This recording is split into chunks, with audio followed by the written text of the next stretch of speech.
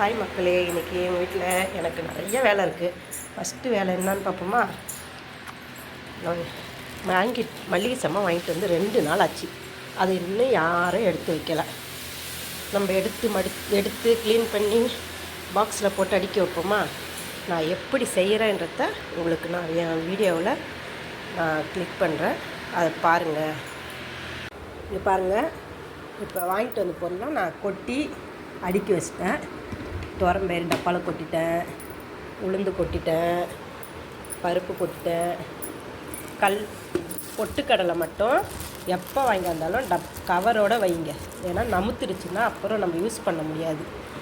அதேமாரி சர்க்கரை ஒயிட் சர்க்கரையாக இருந்தாலும் நாட்டு சர்க்கரையாக இருந்தாலும் அந்த கவரோடு போட்டு பாக்ஸில் வச்சுக்கோங்க. ஏன்னா அது நம்ம எப்போவுமே எடுத்து யூஸ் பண்ணலாம். இல்லைனாக்கா அது ஒரு மாதிரி தண்ணி விட்ட மாதிரி ஆகிடும், நம்மளுக்கு நீர் வடிகிற மாதிரி ஆகிடும்.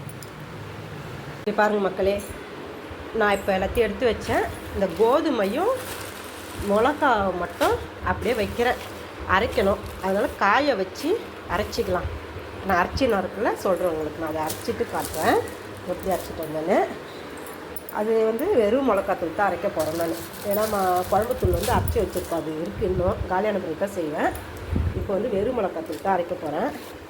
அதுமாரி நம்ம இப்போ எடுத்து வச்சோம்ல அந்த மளிகை சாமான்லாம் கொஞ்சம் டப்பாவில் சின்ன டப்பா இந்தமாரி போட்டு, நம்ம அந்த பெரிய டப்பாலேருந்து எடுத்து டெய்லி யூஸ் பண்ண முடியாது.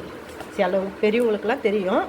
சிலவங்க இப்போ ஸ்டார்ட் பண்ணுறவங்களுக்கெல்லாம், சின்ன பசங்கள்லாம் இப்போ கல்யாணம் பண்ணின்னு வாழ்க்கையை ஸ்டார்ட் பண்ணக்குள்ளே எப்படி ஆள்றதுன்னு தெரியாது. அப்போ இதை பார்த்து நீங்கள் தெரிஞ்சுக்கோங்க.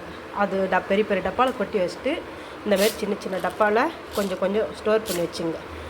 ஆனால் காலியாகக்குள்ளே கொஞ்சம் அப்படியே ஃபுல் பண்ணிக்கோங்க. ஏன்னா அப்போ தான் நம்ம வீட்டில் மல்லிகை சாமான் குறையாத இருக்கும்.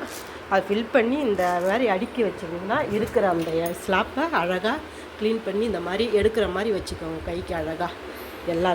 எல்லாருக்குமே இது யூஸ் ஆகும். பார்த்து எல்லாருமே இதை யூஸ் பண்ணிக்கோங்க. பாருங்க, எல்லாத்தையும் கலந்து அழகாக எடுத்து அடுக்கி வச்சுக்கோங்க. நான் இப்போ ஒரு மாதம் ஊருக்கு போயிருந்தேன். அதனால் நான் இதெல்லாம் கொஞ்சமாக இருந்தது. ஆனால் சரி பண்ணாது அப்படியே இருந்தது. இப்போ தான் நான் ஊர்லேருந்து 2 நாள் அது அதனால் நான் இப்போ நேற்று போய் வாங்கிட்டு இப்போ எல்லாத்தையும் அடுக்கி வைக்கிறேன். நான் வச்சுட்டு இதுக்கப்புறம் நான் இங்கே வீட்டில் வேலை எனக்கு டெய்லியுமே இருக்கும்ல, அதை வேலை செய்யக்குள்ள நான் இதெல்லாம் யூஸ் பண்ணக்குள்ள எனக்கு ஈஸியாக இருக்கும். டக்குன்னு எடுக்க முடியும். அது பெரிய டப்பாவில் வச்சா டக்குன்னு என்னால் எடுக்க முடியாது. அதனால தான் இந்த மாதிரி டப்பாவில் போட்டு கொஞ்சமாக அப்படியே ஸ்டோர் பண்ணி வச்சுப்பேன்.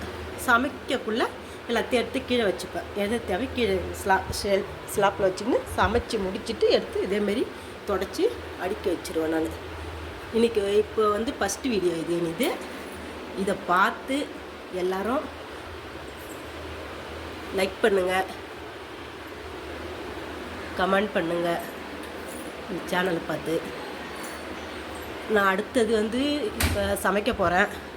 சமைச்சிட்டு நான் சொல்கிறேன் நான் என்ன சமைச்சேன்றத. இனிமேல் என் வீடியோ டெய்லியும் என்னென்ன செய்கிறோம், வீட்டில் சமைக்கிறோம், எடுத்து வைக்கிறோம், துணி துவைக்கிறோம், எல்லாத்தையும் போட்டு ஷேர் பண்ணுறேன்.